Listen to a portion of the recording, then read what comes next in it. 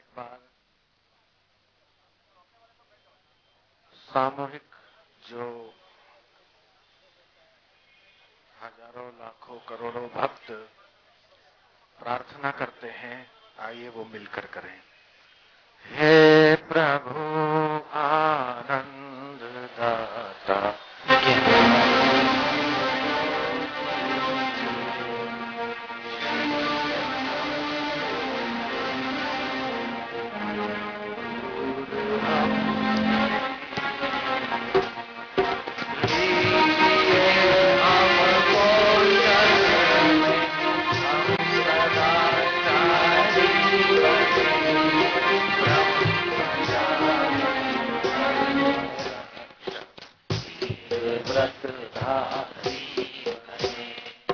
निंदा किसी की हम किसी से भूल कर भी ना करें, ईर्ष्या कभी भी हम किसी से भूल कर भी ना करें, सत्य बोले झूठ त्यागे, आपस में करें।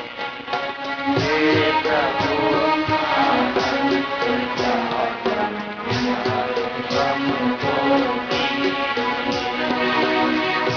चाहे हमारी आयु में प्रभु लोक के उपकार में हाथ डाले, हम कभी भूल कर अपकार में।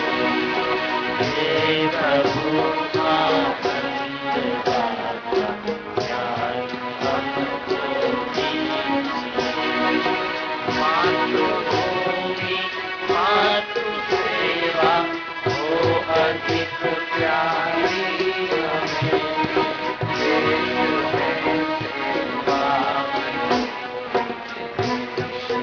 हितकारी बने।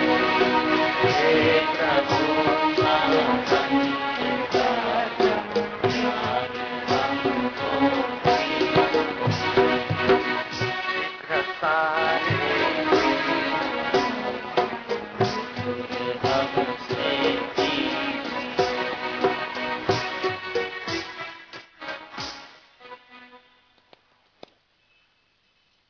मुंबई के इस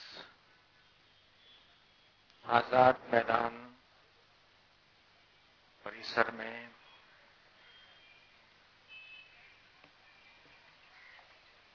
जितने बंबई में साधक हैं, उनमें से यह जो संख्या है वो मैं 10% भी नहीं मानता। लाखों बंबई में ही साधक हैं पूज्य बापू के। ये तो एक छोटा सा जंतर मंतर में भी हजारों लोग 11-12 तारीख को देश भर से आए थे। इस मंच पर विराजमान शंकराचार्य नरेंद्रानंद सरस्वती काशी सुमेरु पीठाधीश्वर महामंडलेश्वर देवेंद्रानंद गिरी जी अखिल भारतीय संत समिति के महामंत्री, महामंडलेश्वर स्वामी सूर्यानंद जी महाराज हरियाणा के महामंत्री,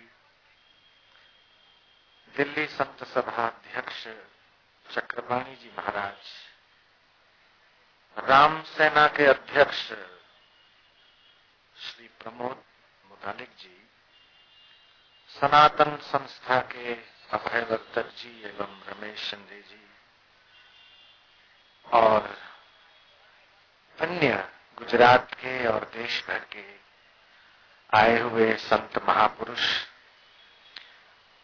सुदर्शन चैनल के सुरेश जावनकर जी एवं यहाँ पर उपस्थित श्री योगदान सेवा समितियों के पदाधिकारीगण, युवा सेवा संघ के कार्यकर्ता, बाल संस्कार केंद्र चलाने वाली आदरणीय माताएं, बहनें, विद्वज्जन, अलग अलग समुदाय के आए हुए प्रतिष्ठित नागरिक और देश भर में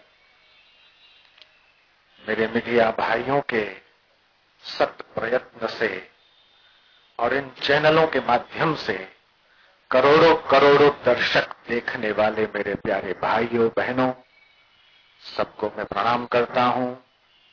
मैं सबका धन्यवाद करता हूं जो बापू के समर्थन में है, भारतीय सनातन संस्कृति के समर्थन में है। सबको साधुवाद, सबको धन्यवाद। नर नहीं वो जंतु है, नर नहीं वो जंतु है जिस नर को धर्म का भान नहीं, और मुर्दा है वो देश जिस देश में संतों का सम्मान नहीं। बहुत पीड़ा है, हृदय पीड़ित है, दुखी है, मेरे अकेले का नहीं। देश और विदेश में उन सभी का, मैं सिर्फ हिंदुओं की बात नहीं कर रहा हूं, मेरे से जुड़े हुए वो पारसी लोग भी हैं। बड़ौदा आश्रम में आने वाले मुसलमान साधक भी हैं। मेरा किसी एक दल, एक पार्टी, एक समुदाय से कोई वैर नहीं है और न ही बापूजी का है। बापूजी किसी पार्टी के विरोध की तो बात ही नहीं कर सकते, जहां तक मैं समझता हूं। अच्छे और बुरे लोग हर पार्टी में होते हैं, हर दल में होते हैं, हर समुदाय में होते हैं। जो अच्छे हैं, चाहे वो किसी भी पार्टी में हो, उनका स्वागत है, और जो ऐसे वैसे लोग हैं उनका भी हम विरोध नहीं करते, उनके लिए भी प्रार्थना करते हैं ताकि वो दुर्जन अच्छे बन जाए। दुर्जनों सज्जनों भूयात, ये हमारी आर्ष संस्कृति है। दुर्जनों सज्जनों भूयात, सज्जन शांति माप्नुयात, शांतो मुच्येत बंधेभ्यो मुक्तश्चान्यान विमोचयेत। दुर्जन सज्जन बने, जो सज्जन है वो शांति को उपलब्ध हो, जो शांति को उपलब्ध हुए हैं वो बंधनों से मुक्त हो, और जो बंधनों से मुक्त हुए हैं वे दूसरों को भी बंधनों से मुक्त होने का सब प्रयत्न करते रहे। ये वैदिक दर्शन है। पिछले दिनों बहुत सारी उल्टी सी खबरें फैली कि फैलाई गई, मैं नहीं जानता। एक खबर ये भी फैली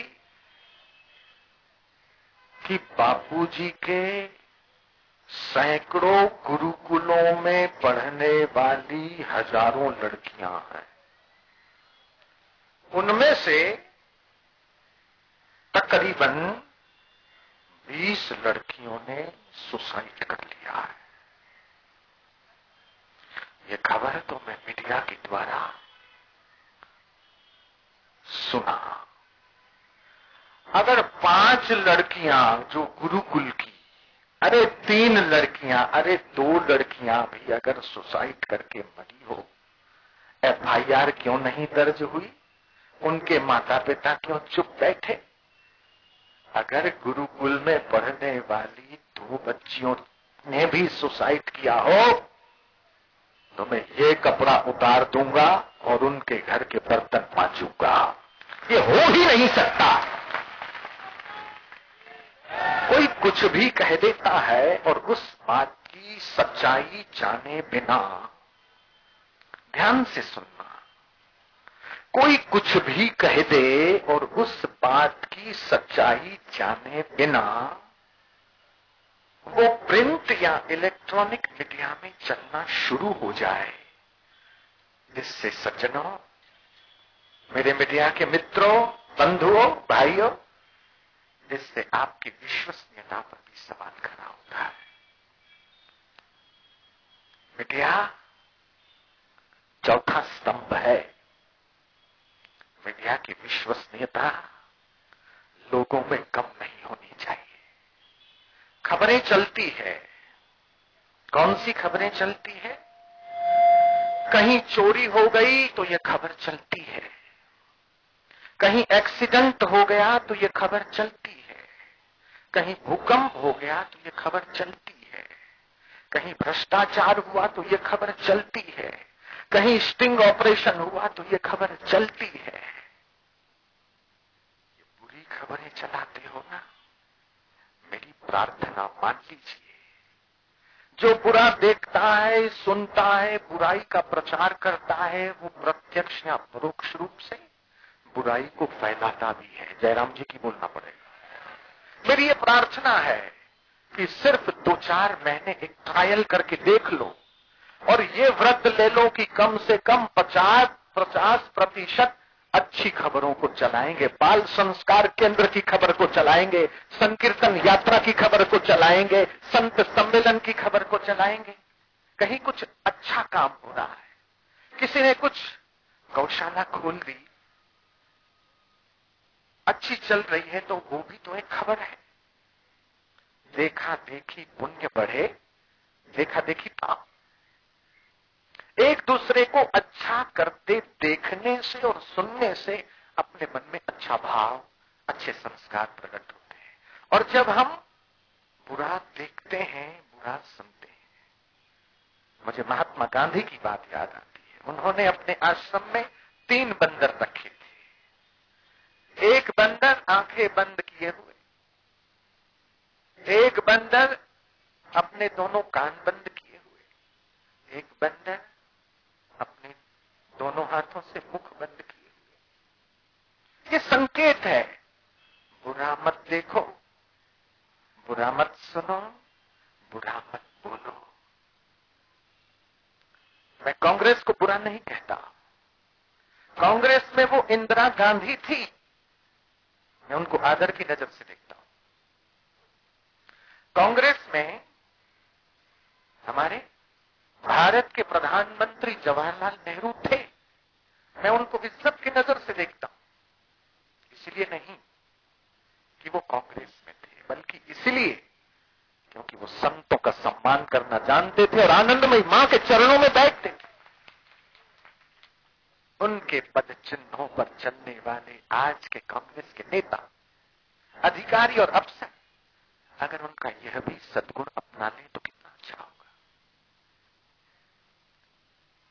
सुमति कुमति सबके गुण रही, वेद पुराण निगम अस कहि।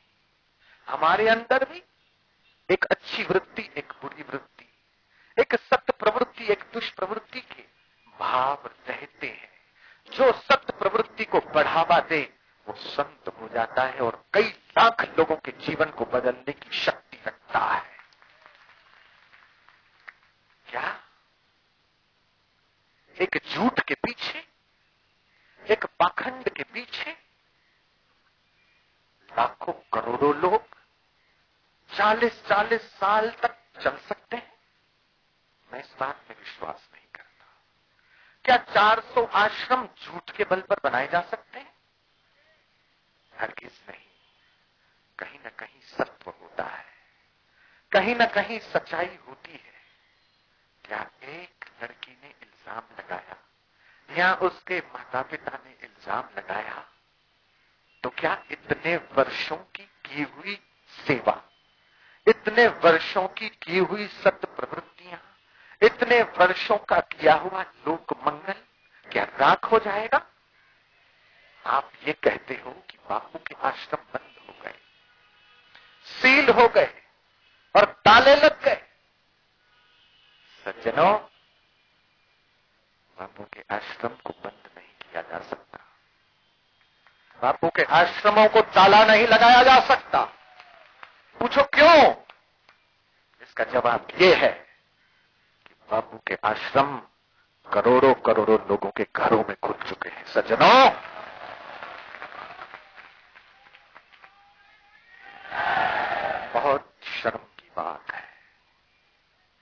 साधु भेषधारी ने किसी की श्रद्धा का किंचित दुरुपयोग किया होगा, मैं मानता हूं, लेकिन इसका मतलब ये नहीं कि तुम भारत के सभी संतों को बुरी नजर से देखो। इस मंच पर बैठे हुए सभी संत कितने सदाचारी, कितने संयमी, कितने परिश्रमी, कितने संस्कृति और धर्म के रक्षक हैं। इनके साथ रह के भी देखो थोड़ा समय। ये जो अंधश्रद्धा निर्मूलन कानून भारत में बना है, इसका भी दुरुपयोग होगा, मैं मानता हूं। उससे पहले मैं मांग करता हूं, धार्मिक आस्था भंग निषेध कानून भी बनना चाहिए। अगर किसी की भावना, अगर किसी की श्रद्धा, अगर किसी की आस्था को कोई डावाडोल करता है तो उसके खिलाफ भी कार्रवाई होनी चाहिए। आरोप लग रहा है, देखिए मैं आपको समझा रहा हूं। 2008 में, 2009 में चुनाव था, 2008 में, 2007 में आरोप लगा, मर्डर केस हुआ। किस पर? आश्रम पर। बदनाम करने की कोशिशें हुई मुझे, बापू जी को। हमारे ऊपर आरोप लगा हम काला जादू करते हैं। मेरे को मीडिया के भाइयों ने घेर लिया, स्वामी जी आप काला जादू करते हैं। मैंने कहा जादू तो बहुत प्रकार के होते हैं, आपको पता कहां है? काला जादू भी होता है, सफेद जादू भी होता है, हरा भी होता है, नीला भी होता है, लाल भी होता है, बहुत प्रकार के जादू होते हैं। एक मंत्र पढ़कर समुद्र में फूंक मारो तो सुनामी आ सकती है। मंत्र पढ़कर अगर सूर्य को फूंक मारो तो सूर्य वहीं खड़ा रह जाएगा। मंत्र पढ़कर एक दिशा में फूंक मारो तो वहीं भूकंप आ जाएगा। क्या सच? स्वामी जी ये सब आप जानते हैं? मैंने कहा तो स्वामी जी करके दिखाओ। मैंने कहा जो नुकसान होगा उसका जिम्मेदार कौन? अगर ये सब मैं जानता होता तो जो मेरी निंदा करते हैं और जो षड्यंत्र करते हैं उन्हीं को फूंक मार के उड़ा देता। जादू, काला जादू, न जाने क्या क्या जादू, तांत्रिक क्रिया, अरे भाई दूर दूर तक हमारा इससे कोई सरोकार नहीं। सुप्रीम कोर्ट ने फैसला सुनाया, यहां पर पड़ा कि आश्रम में किसी भी प्रकार की कोई तांत्रिक विद्या नहीं होती। सीआईडी ने पूरा आश्रम छाना और यह फैसला सुनाया कि आश्रम में काला जादू नहीं होता है। यहां पर उस अखबार की कॉपी में दिखाना चाहता हूं, उसकी झेरॉक्स, अंग्रेजी का अखबार है, ऊपर लिखा है clean chit likely for Asaram Bapu Ashram. ये दिखाने का समय नहीं है क्या? ये पूछना चाहता हूं। चुनाव थे उससे 1 साल पहले तमाम आरोपों से आश्रम घिरा, किसी से छिपा नहीं है। 2014 में फिर से चुनाव आ रहा है और उस चुनाव के 1 साल पहले ही बापू को विवादों में घेरा जा रहा है। अरे जो दीक्षित नहीं, आज मैं हवाई जहाज से उतरा, एयरपोर्ट पे एक फिल्म इंडस्ट्री का डायरेक्टर मुझसे मिला जिसका कार्ड मेरी जेब में है। जो दीक्षित नहीं है, आश्रम में शायद नहीं आया होगा, मैं मानता हूं। उसने मुझे कहा कि जो बापू के भक्त नहीं है, साधक नहीं है, आम जनता जानती है कि बापू को फंसाया जा रहा है। ये नॉन साधक भी जानता है। इसलिए मैं ये प्रार्थना करता हूं सरकार से, मैं प्रार्थना करता हूं मीडिया के भाइयों से, सच का दर्शन कराएं, समाज को गुमराह करने की कोशिश न करें। आप अगर ये समझते हैं कि हम बेहुदा दिखाएंगे, अनाप शनाप बोलेंगे और लोगों की श्रद्धा को बापूजी से, गुरु से, सनातन धर्म से, भारत के संतों से तोड़ देंगे, ये स्वप्न देखना बंद कर दीजिए। ये श्रद्धा और मजबूत हो रही है, तोड़ी नहीं जा सकती, मरोड़ी नहीं जा सकती। एक और आप आरोप सुनिए, बापूजी अफीम खाते हैं। क्या वाहियात बात है साहब। और पंचेड़ आश्रम में अफीम की खेती होती है। मैं तो वर्षों से पंचेड़ आश्रम में रहा, मैंने तो आज तक देखा ही नहीं कि अफीम की कैसी खेती कैसे होती है, कहां होती है मुझे नहीं पता। लेकिन अभी के अभी आप जांचिए, और रतलाम का पंचेड़ आश्रम अभी जांचिए, और अगर अफीम की खेती वहां पाई गई तो मुझे फांसी पे लटका दीजिए। संभव ही नहीं है, बेबुनियाद बातें कोई कुछ भी कह देता है। पंचेड़ बूटी और अफीम का सेवन, और एक ऐसे महान संत पर जिसके लाखों अनुयायी हैं, करोड़ों जिसको सुनते हैं, एक 2, 5, 5, 25। तो मुंबई के आजाद मैदान से आप सुन रहे थे, संतों का यहां पर संबोधन हो रहा है आसाराम बापू के समर्थन में। 6 बजे के बुलेटिन की शुरुआत होगी, लेकिन उससे पहले हेडलाइंस।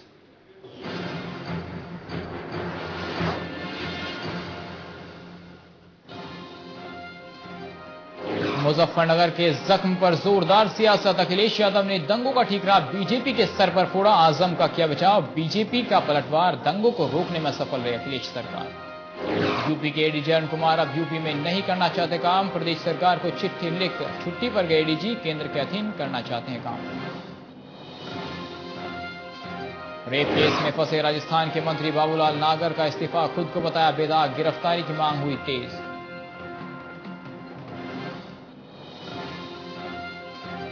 हरियाणा में झूठी शान के नाम पर एक प्रेमी जोड़े की गला रेत कर हत्या, पुलिस ने मामले में 3 लोगों को किया गिरफ्तार। मुंबई गैंग रेप मामले में पुलिस की क्राइम ब्रांच ने कोर्ट में दाखिल की चार्जशीट, 4 लोगों का चार्जशीट में बनाया गया आरोपी, 5वें आरोपी को ठहराया नाबालिग। और प्याज पर गर्म हुई सियासत, केवी थॉमस ने शरद पवार से की मुलाकात, आने वाले 15 दिनों में प्याज के दामों में आ सकती है गिरावट।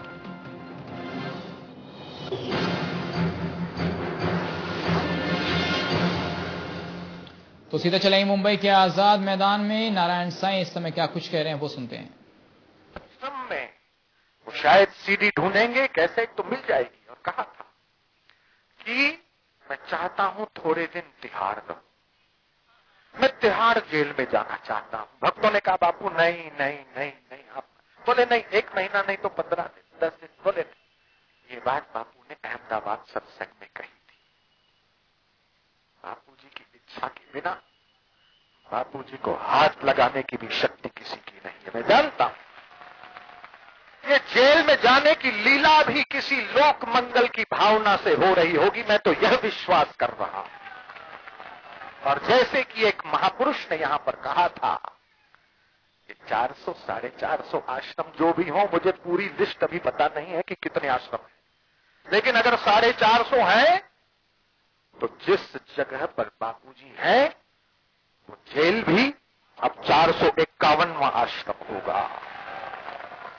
और अगर कोई अपराध हमारे ऊपर लगा या हुआ, या हमसे कोई भूल या गलती कभी भविष्य में हुई, और कोई अपराध हुआ या किसी ने फंसाया और हमें जेल जाना हुआ, तो हम जोधपुर जेल जाना पसंद करेंगे, क्योंकि वहीं बापू रहे, वहां के परमाणु का हम फायदा लेंगे। जब इस प्रकार के आरोप 20 तारीख को जब पता चला, तो बापूजी ने कहा था कि बहुत दिन हो गए, ये प्रसिद्धि बहुत हो गई, अब बदनामी नहीं हो रही। क्या बात है, प्रसिद्धि बहुत हो गई, अब बदनामी क्यों नहीं हो रही? इस प्रकार मैं सोच रहा था, इतने में पता चला कि किसी ने कमला मार्केट थाने में एफआईआर हमारे खिलाफ दायर की है। ठीक है, मैं तो तीखी मिर्ची चाह रहा था, भगवान ने शिमला मिर्ची भेज दी। ये बापूजी के शब्द थे, मैंने तो नहीं सुने, लेकिन जिसने सुने उसने मुझे बताया। मैं तो ये कामना करता हूं बापूजी अपनी लीला का संवरण कर लें, अपनी ही शक्ति से सबके सामने आ जाए और सरकार के किसी अधिकारी को